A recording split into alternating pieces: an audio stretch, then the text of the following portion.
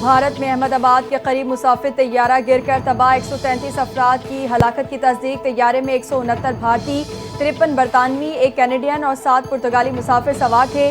حادثے کے شکار طیارے میں 11 بچے بھی سوار تھے۔ طیارے کے مسافروں میں سابق وزیر اعلیٰ گجرات وجے روپانی بھی شامل۔ طیارہ احمد آباد ایئرپورٹ سے لندن جا رہا تھا۔ اڑان بھرنے کے کچھ دیر بعد ہی ڈاکٹرز کی ہاسٹل کی عمارت پر گر کر تباہ ہو گیا۔ حادثے کے بعد احمد آباد ایئرپورٹ پر تمام پروازیں معطل کر دی گئیں۔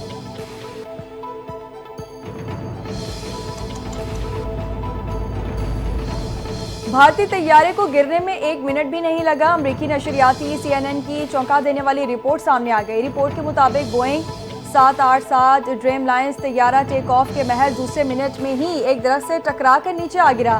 طیارے کے پائلٹس کو ہنگامی پیغام بھیجنے کا موقع بھی نہ مل سکا کیونکہ جہاز انتہائی کم بلندی پر ہی قابو سے باہر ہو چکا تھا۔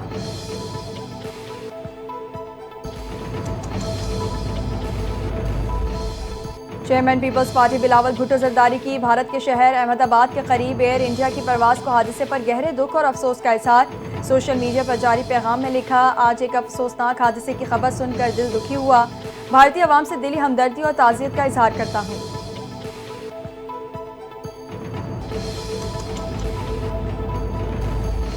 انٹرنیشنل اٹامک انرجی ایجنسی نے جوہری عدم پھیلاؤ کی خلاف ورزی پر ایران کے خلاف قرارداد منظور کر لی۔ انٹرنیشنل اٹامک انرجی ایجنسی میں ایران کے خلاف قرارداد امریکہ، برطانیہ، فرانس اور جرمنی نے پیش کی۔ ایجنسی کے 35 رکنی بورڈ آف گورنرز کا بند کمرہ اجلاس ہوا۔ ایران کے خلاف قرارداد کے حق میں 19 ووٹ، مخالفت میں 3 ووٹ آئے، 11 ارکان غیر حاضر رہے۔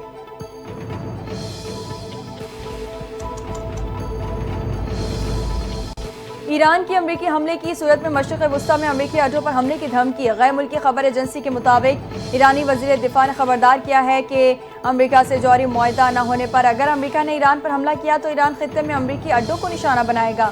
امید ہے نوبت وہاں تک نہیں پہنچے گی اور مذاکرات کے مثبت نتائج سامنے آئیں گے۔ ایران پر جنگ مسلط کی گئی تو دشمن کے نقصانات ایران کے مقابلے میں کہیں زیادہ ہوں گے۔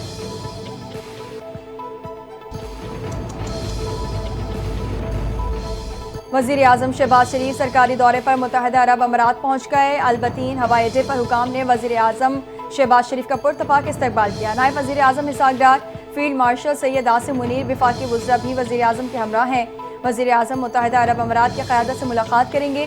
دو طرفہ علاقائی اور عالمی امور پر تبادلہ خیال ہوگا۔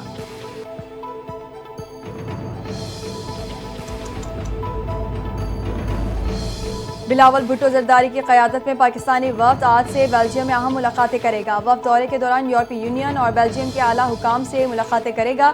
حکام کو بھارت کی آبی جارحیت اور جنگجو ذہنیت سے آگاہ کیا جائے گا۔ پاکستانی وفد یورپ کے اہم تھنک ٹینک سے ملاقاتیں اور عالمی میڈیا سے گفتگو بھی کرے گا۔ پاکستانی وفد مودی سرکار کی پاکستان مخالف کارروائیوں سے آگاہ کرے گا اور بھارت کے خلاف اپنا مقدمہ پیش کرے گا۔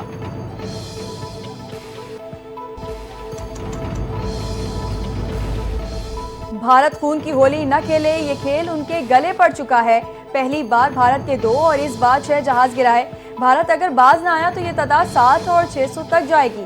پاکستانی سفارتی وفد کے رکن مصدق ملک نے برسلز میں میڈیا سے گفتگو میں کہا، آخر میں امن کی بات کرنی پڑے گی تو ابھی کر لیں۔ چاہتے ہیں برابری کی بنیاد پر مذاکرات ہوں اور بنیادی مسئلہ کشمیر پر بات ہو۔ بھارت پاکستان میں دہشت گرد تنظیموں کی مدد کر رہا ہے۔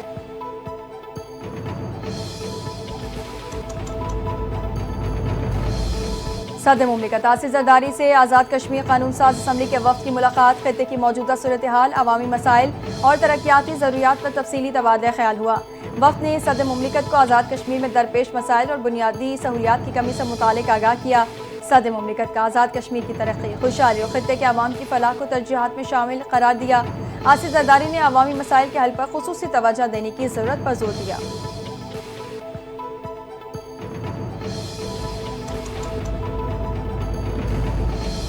پنجاب کا بجٹ 16 جون کو پیش کیا جائے گا۔ پنجاب کا بجٹ ٹیکس فری ہوگا۔ IMF پروگرام کے باوجود وفاقی بجٹ میں عوام کو ریلیف یقینی بنایا گیا۔ وزیر اطلاعات پنجاب اسما بخاری کی پریس کانفرنس، کہا، پنجاب میں تمام منصوبے اپنے وسائل سے شروع کیے گئے۔ کام کرنے کی نیت ہو تو 1.25 سال کافی ہوتے ہیں۔ مریم نواز کے ہوتے ہوئے پنجاب کے عوام کو تکلیف نہیں ہو سکتی۔ پنجاب میں تعلیم کے حوالے سے بہت کام کیا گیا۔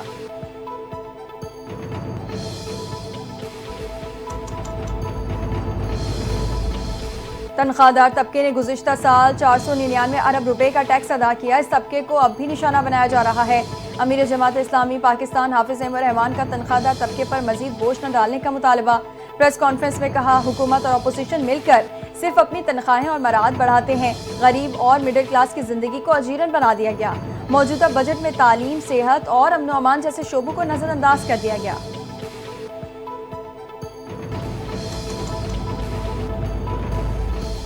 کراچی پاکستان کے لیے گیٹ وے ہے. وفاق کی جانب سے یقین دہانی کرائی گئی کہ سکھر حیدرآباد موٹر وے تعمیر کرایا جائے گا. سینئر صوبائی وزیر شرجیل میمن کی گفتگو.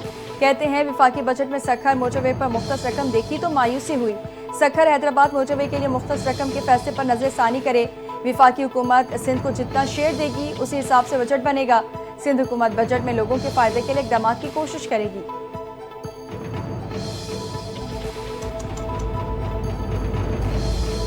پاکستان بچوں کے کینسر کی مفت ادویات کے عالمی پروگرام کا حصہ بن گیا. Pakistan global platform for access to childhood cancer medicines کے پروگرام میں شامل. پروگرام کے تحت اگلے سال بچوں کے کینسر کی مفت ادویات فراہم کی جائیں گی. وزیر صحت ڈاکٹر مصطفیٰ کمال کی ورلڈ ہیلتھ آرگنائزیشن اور سینٹ جوڈ چلڈرنز ریسرچ اسپتال کے وفد سے ملاقات. مصطفیٰ کمال انتخاب کو ایک اہم سنگ میل قرار دے دیا.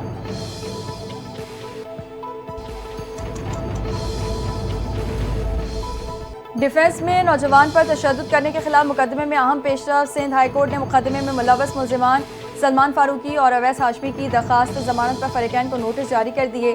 دوران سماعت عدالت نے کہا، مقدمے میں جو دفعات ہیں اس میں بہت آسانی سے ضمانت نہیں دی جا سکتی. عدالت نے سماعت 19 جون کے لیے ملتوی کر دی.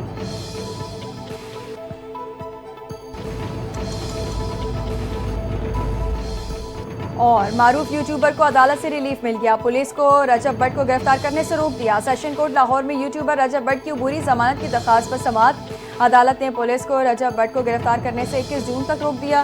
رجب بٹ کو شامل تفتیش ہونے کی ہدایت. یوٹیوبر رجب بٹ کے خلاف تھانہ نشتر کالونی پولیس نے مقدمہ درج کر رکھا ہے. رجب بٹ کے خلاف پیکا قوانین اور 295C کے تحت مقدمہ درج ہے.